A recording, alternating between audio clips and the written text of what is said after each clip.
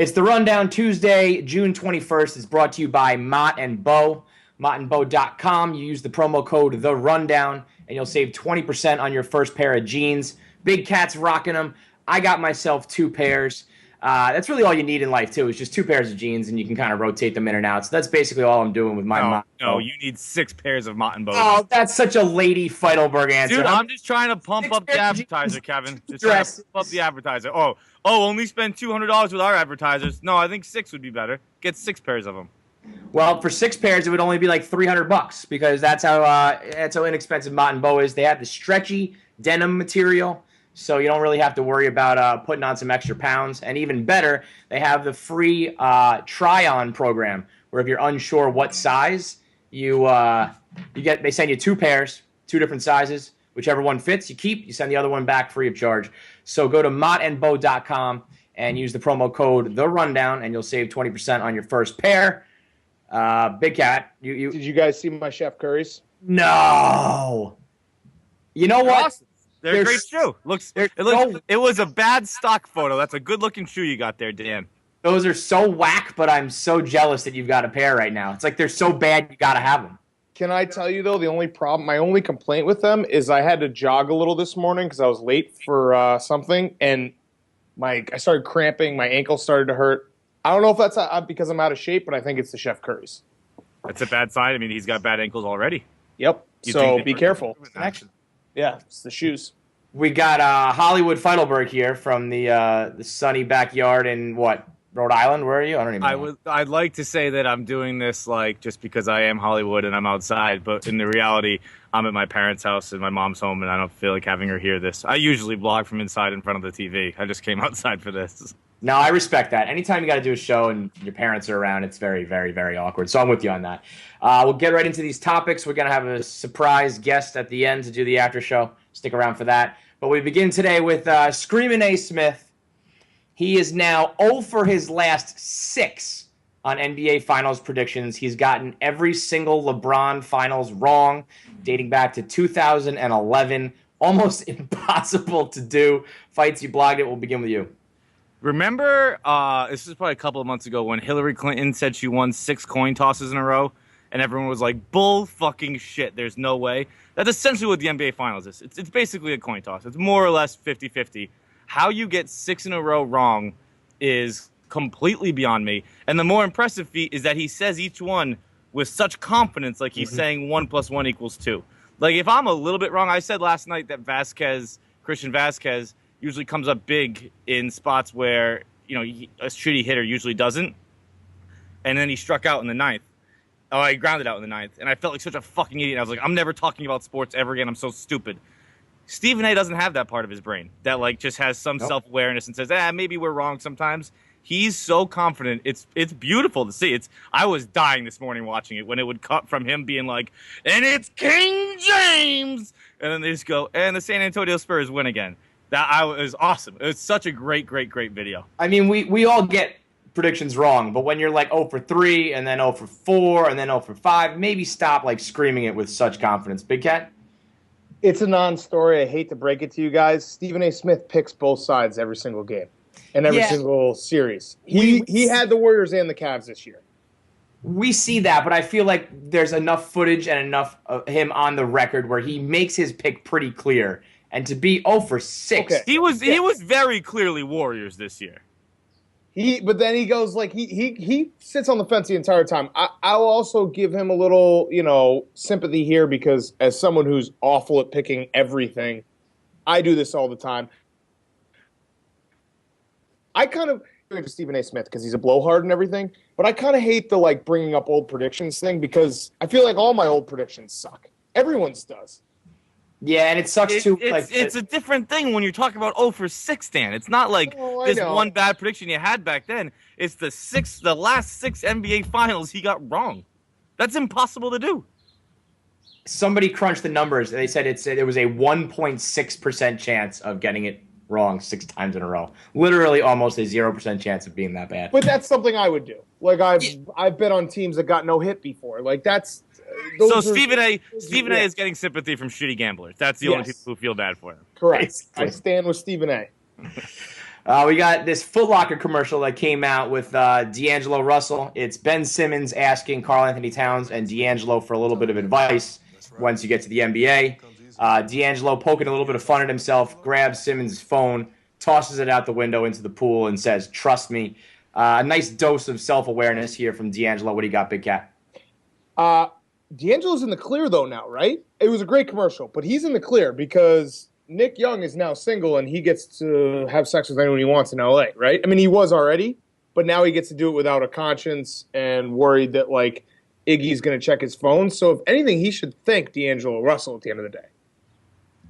I don't know if he's too thrilled to be broken up with by a music superstar. Dude, did you see his tweet? He was just like single. That was like that's such a guy thing to do. That's such a I did that shit when I got dumped on AIM in 5th grade too, but I was like crying. But my AIM away message was like single and loving it. LUVIN. I'm pretty confident that Nick Young will be over this fairly quickly when he realizes, oh yeah, I'm an NBA player in my 20s living in LA. What the hell was I doing to begin with? Let's not make Iggy Azalea out to be like a fucking Victoria's Secret supermodel who like you would want to lock down. In a weird way, I feel like Swaggy P is almost like the better of the two in that relationship. I'm not even convinced this is over. Because they're like a reality TV show. They break up and they get together and they break up and they get together and all the time. That's also why I thought D'Angelo, what he did was wrong on like a guy code level. But if you take the people involved in the situation, like nobody gives a fuck about Nick Young and Iggy Azalea's relationship. It's like that is the annoying, dramatic couple. So the fact that he was breaking those two up is like, come on, relax. Nobody gives a fuck about it. At the end of the story is nothing on the internet. Like, you can get over things pretty quickly. D'Angelo Russell felt like the sky was falling. Everyone was saying that he's, like, can never play in the NBA. You know, like, he'll never be in a locker room again. No one will trust him. They broke up. Nick Young's probably happy. He made a funny commercial joking about it. We're good. We're good. But here's one thing I thought of, though. Picture this. You never get in a fight with your girlfriend and your buddy knows about it and he shouldn't know about it, but he keeps subtly hinting that he does, and you're like, kind of look at him across the table like, dude, shut the fuck up. Don't talk about that fight because it's just going to set her off again. That's going to happen if they get back together. They're just going to be watching TV one night. And they're not getting back together. They are going to get back together. They're going to get back together. We'll bet. They've done it like 4 times. We'll bet. Put your money down, Stephen A. Smith. Big Cat says they're not getting back. $200. $200. They'll never get back together. All right. I think I'll take that action. I bet you they get back together. All right, $400. $400. Wild video from down in Rio, where this dude just opens fire with like a major assault rifle on the main road that will go like in and out of the Olympics down in Rio. This is some weird like third world country type of shit. I don't know why that guy was even filming it. I mean, it was a very strange video where like crazy gunfire was popping off and people are just kind of hiding behind their cars filming it. I can absolutely see why everyone's ducking Rio between Zika and this shit. So I asked the question to you, Dan, if you were an Olympic caliber athlete, would you still go to Rio? Depends on what sport. Let's say basketball, since a lot of basketball are ducking. No, because you're rich and it doesn't matter. But if you're I don't know, a shot putter, and this is your only chance. You're either working at Home Depot or you're shot putting. You got to take the risk of getting shot and getting Zika. Feidelberg, would you go down to Rio? That's smart. Yeah, no, I like Dan's reasoning there. That's all good. What I don't get is why anyone has to go. Like, we're USA. When was the last time we weren't, like, the medal count winner? Why don't we have home field advantage for every fucking Olympics? We're the champions. Come to us. We have stadiums. We have police officers. We have highways. If you want to play in the Olympics, if you want to show that you're the best in the world, you come to America and play us. We should have home field advantage throughout eternity. I kind of like that. I do think that we get challenged for the medal count pretty consistently, though. But it's more about always like China and Russia or some shit. Yeah, I was going to say there's usually those right at the top who are right there with us. But the point being that we have hospitals and fucking roads and all that kind of stuff. But you can't host the Olympics if you have people opening fire on major highways. It's just, I mean, you can't have that. I mean, to be fair, if the Olympics were in America, we could just as easily have this conversation about Orlando. I was going to say, they're just opening fire on clubs. That's crazy. As the words were coming out of my mouth, I was like, that didn't make any sense. I stand by it, though. We should have home field advantage forever. Let's talk about college baseball. I think I thought we jumped the shark with college baseball ridiculousness. The Arizona baseball team shampooing each other's hair in the dugout. I feel like people. I'll leave it up to you, Dan. Start with you. What do you got on shampooing your fucking teammates' hair in the dugout? I don't think this is jumping the shark. I think this is hilarious. If you can go this far, dude, come on. I get the jumping the shark when it was like Sienna, and that was all they were known for, was like doing all those weird things, and you could tell the guys on the end of the bench had planned. This is so ridiculous. Like, to actually shampoo your hair, you get to a point where it's back to like, this is kind of funny. It's like when a running joke goes long and you think it's lame, and then it goes long enough that your back's liking it. I can understand that. I just think it's a very bizarre actual act to do. Like, if I was like rubbing your scalp, that would be so fuking weird. I want haircuts. I want it all. I want haircuts. I want shaves. Like, if you're gonna do this, go all the way. Arizona. Yeah. Yeah. Go all the way. Like, full barbershop every game. Hot towel, massage, whole nine. Fights. What do you got on shampooing your teammates? I'm totally into it. I don't know if you saw 2 nights ago, maybe, Coastal Carolina, they were shotgunning fake beers in the dugout. I thought that was funny. Or in the bullpen, I think. But I think you need to have a lead first. I think you can't do this 0-0 then lose 1-0. No, I respect that. All of this shit has to be done when you're going to win the game. I feel like if it's like the second inning of like a College World Series game and it's 0-0, you got to give it a little time before you get into the ridiculousness. We got LeBron back in the news, the king of the world right now. Now LeBron James Jr. at the age of like 11 apparently has standing scholarship offers from Duke and from Kentucky. Kind of a no-brainer. Keith blogged it saying, like, of course he does. This kid could suck and could still have the scholarship offers. But he's got big shoes to fill. The kid can hoop. He can definitely play. Would you want to be LeBron James' son? I pose it to you that way. Like, as far as, of course, it's awesome. You're rich and you're going to get the scholarship or whatever. But you have such big shoes to fill. You probably got, like, a complex because you're never going to live up to your dad's hype. Do you think you could handle being the son of someone that famous? Damn. Dude. Come on.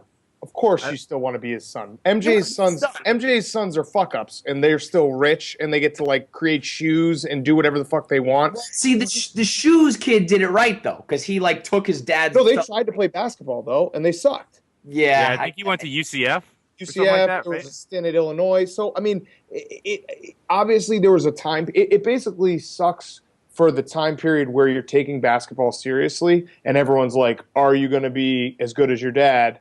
That period sucks. But then once you get to like your mid-20s and you're like, hey, wait a second, I'm filthy rich and my dad can open any door in the world for me and I can make shoes for a living or do whatever I want.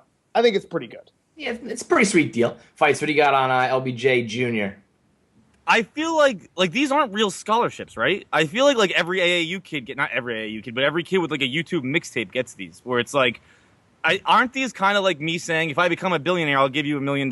Where there's nothing contractually obligated with it. It's just ceremonial, isn't it? Yeah, I mean, I don't think it's an official like offer letter or anything by that. So like, who gives a fuck? Yeah, if I become a billionaire, you guys each get $1 million, and LeBron's kid gets a scholarship to Kentucky. Kentucky, speaking of them, we got Coach Cal yesterday, late after yesterday's rundown, so we're doing it today, taking shots at Pitino, basically saying, if there's any infractions that go down on campus, coaches are going to know about them. Basically taking shots at Rick over Louisville's infractions. Dan, I know you were on Kentucky Sports Radio today, I believe. Yeah, we hosted for 2 hours. It was a pretty wild time. We took calls from Kentuckians, some not fans of ours. I did say that Southern people are illiterate, so that was a hot way to come in. But yeah, I don't like facts down there.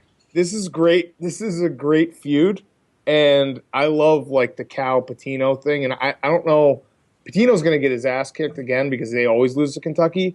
But just this feud is beautiful to watch, and I want it to like end up in kind of like a chest-to-chest scuffle at a game or something. How great would that be? No, I mean, it's right up there with Saban Harbaugh, as that's starting to pop off. It's like Cal and Pitino are going shot for shot. Fights, what do you got on this hoops rivalry here? I love how Twitter's just like the great equalizer. Back in the day, college football coaches, college basketball places, they were like the cream of the crop. They were men. They were modern day oil drillers. They were fucking the manliest men possible. You give them access to a cell phone and a Twitter, and they're all 16-year-old girls now. just subtweeting each other. Harbaugh, Saban did the same thing. It's not what you really picture them for. It kind of shows you at your base, you're just a whiny little girl, everybody. Well, it's also a little ridiculous for Coach Cal to be throwing stones when he basically, like, Marcus Camby was, like, on a salary, and, you know, he did everything he could to get Derrick Rose into college in Memphis. So, like... But isn't this almost an admission that he knew about it? It's kind of cocky. It's just like, yeah, I fucking knew. Yeah, I guess he's basically saying, I did it and I own up to it. But if you saw the Cal quote, he put out a nice little loophole for himself. He's like, you know what's going on your campus and on your team, what they do at home, and like where they're from, who knows? So it's like, who knows who took Rose's, ACTs for him? Like, oh, it wasn't me. So it's a nice little loophole for Cal. He's a smart one. I promised a special guest for the after show. We're going to do one more video before we get into that. I don't want to oversell it, but this is one of the funnier videos from a Barstool personality. Unintentional, but one of the funnier videos I've seen in a long time. White Sox Dave, who is now a baseball insider. He's in the Brotherhood, making his first TV appearance.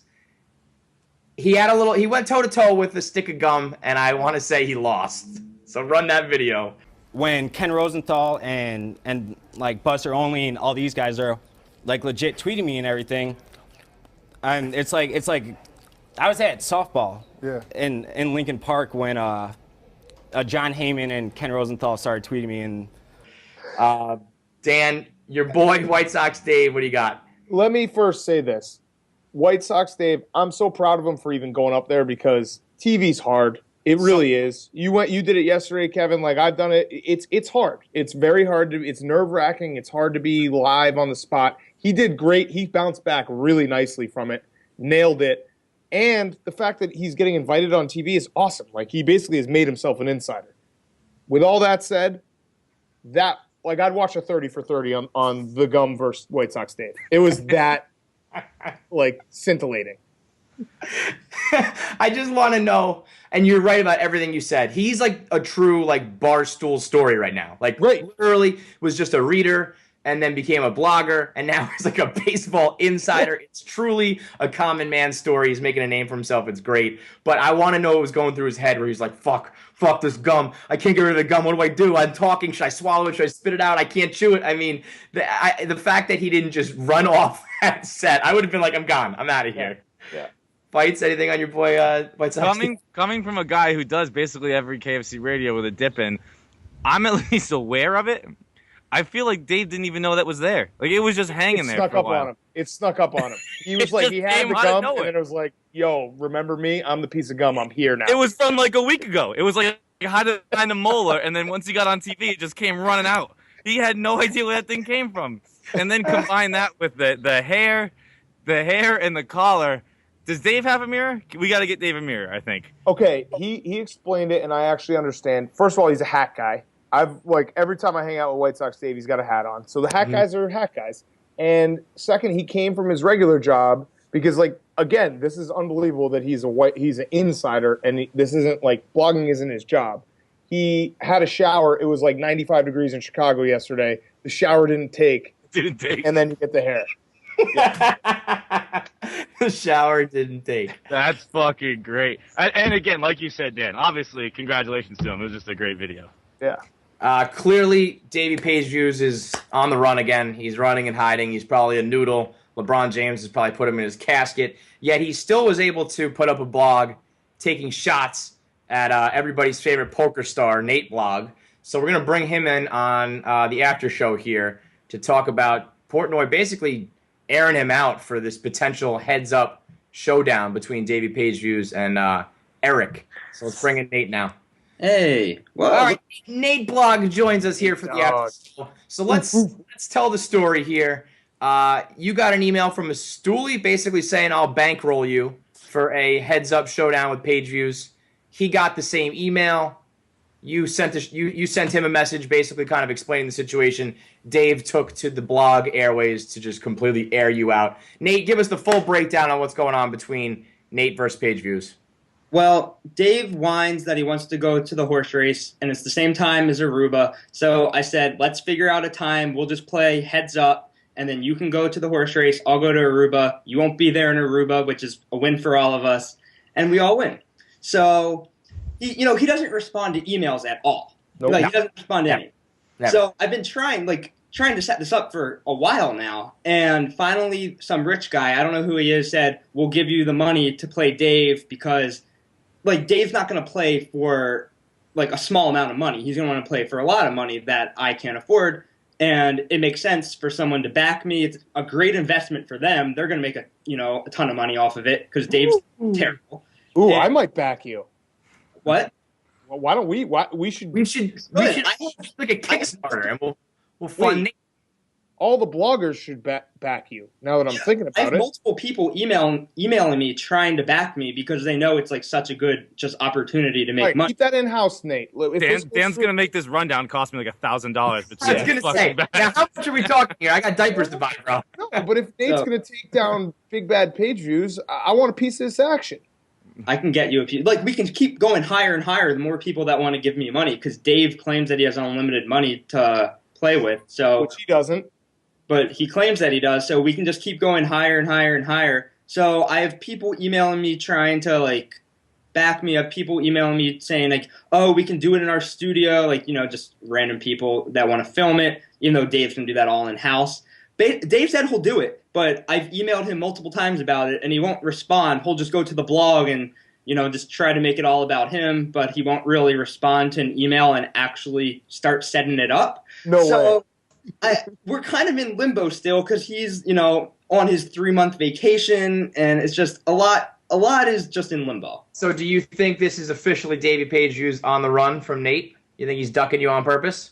I don't know. It's just Dave being Dave, half of it, but like he's obviously scared a little bit, or he would be the one, driving it forward. When Dave's confident in something, he goes full speed ahead in a day. He'll turn something around in a day if he actually wants it done. He's really dragging his feet on this one. The only reason I can think why is he doesn't want to lose. That's true. Are you at all concerned that you'll lose? Because when I played Dave in the shootout challenge, and I was, 90% sure that I was going to win. I think we only had $500 on the line for that one. And I was pretty confident I was going to win. But there was a part of me that was like, if I don't win this, I'm fucked for the rest of my time here at Barstool. There's always the chance like that he gets lucky and wins. Like I have the skill factor, but there's always the chance in poker that the bad player wins, which there's nothing you can do about that. But if we film it, like I'm sure we give the tape to 100 poker players and 100 will say that I played better. So that's kind of a win, even if I somehow. Yeah, but who No, cares? we who need you played to win. better? Yeah. No, I will. Like I'm confident in myself, or I wouldn't be doing this. And I'll probably put up way too much of my own money just to raise the stakes for myself as well. Because a lot of people are saying you play differently when people give you money. Well, I've played high stakes with other people's money before, and it makes you play better. Yeah, because No, I'll break your kneecaps, dude. What? I'll break your kneecaps. Oh, well, there we go. That's all the motivation I need. Who do you wait. think has more to lose here? Like, obviously, if Page Views loses to Nate, that's a big blow, but you will literally never see the end of it if Dave wins. See, that's Yeah. the part, Nate, that you have to like when you go head to head with Dave. Like John said, I've gone head to head with Dave a few times. If it goes bad, there's definitely the option of like I might have to quit. Right. Right. I'd be out of bounds. Losing would suck. Yeah, obviously. Like, what else can you say? Losing would be bad. I wouldn't do it if I didn't think I had a humongous edge over him. And he's just too cocky and too egotistical to turn down a challenge like that. So just the more money we can pull together, the better. Are you So why ready? don't you make like an official challenge right now? Like throw a date on it, throw a place, maybe throw a number out. Because the only way you're really going to get him to do this is to publicly lay it down and Yep. force it. Yeah. Well, before the rundown, I have a guy who I don't know if he wants his name out there, but he's like We'll bleep Probably it. not. We'll bleep it. Go ahead. Say it. he's like a high stakes daily fantasy player guy, and he said, "Well, I'll back Daniel you." Negreanu? What's up? No, Daniel Negreanu? daily fantasy sports. But he said he'll pretty much give me unlimited amount of money to play Dave. He's like, you don't get opportunities like this often. So I was like, yeah, I'll let you know if Dave, decides to respond to an email. Does And then- he- Nate's going to end up playing for like $500,000. Nate, It's just gonna keep building. does this guy invest in football gamblers that hit around 30%? 30%. Wow. I'll have Pretty to. good. Yeah, I'll have to Yeah. ask. I don't know Better how. than Stephen A. Yeah. right, Nate, so I have for- one, go ahead. Just consider this your official challenge, Dave. This is it. I mean, Put Nate, a date on it, Nate. your Put a air- date on it. You got to put a date on Put it. a date on it, Nate. I mean, I don't even like. When does he get back from vacation? Let's do it. I'll go to his Nantucket. I don't know. I don't know how I can get him. To, I got it, Nate. Nate, I got it. What's that? We're doing the the Red Bull. flug tag. The day before flug tag. All right. Well, We're gonna be together. The Do you day want to be the Dan? You want to be the dealer? You want to deal? Oh, with I could deal. I that would could be great. fuck up so bad, but I'd love that nice element because we like people could just complain about me. Yeah, I'll deal. I'll practice. Boston is we need a table with an automatic shuffler in it. Perfect. And- Because I don't want to be responsible for that. So I'll deal. Yeah, I can fucking deal this I think shit. that would be funny too, though. Fucking big cat sitting there. I'll wear the visor. I'll wear the green visor. Nice. Okay. And Nate, final question: are you one of those guys that likes to get like massages during tournaments? Do we need to buy you a masseuse? I've never done that, but now that you bring that up, I mean, Dude, you realize that you need to win this. Like you can't. Oh, yeah. Nate, I would maybe massage. I would personally massage you if you can beat Dave. I would give you a nice little rub down. That's how important it is that you beat Dave. I feel very, very strong about my chances against little Davey Pokerface on August 19th. August 19th, the Nate Dogg Page Views Poker Challenge. The ball is in your court, Portnoy.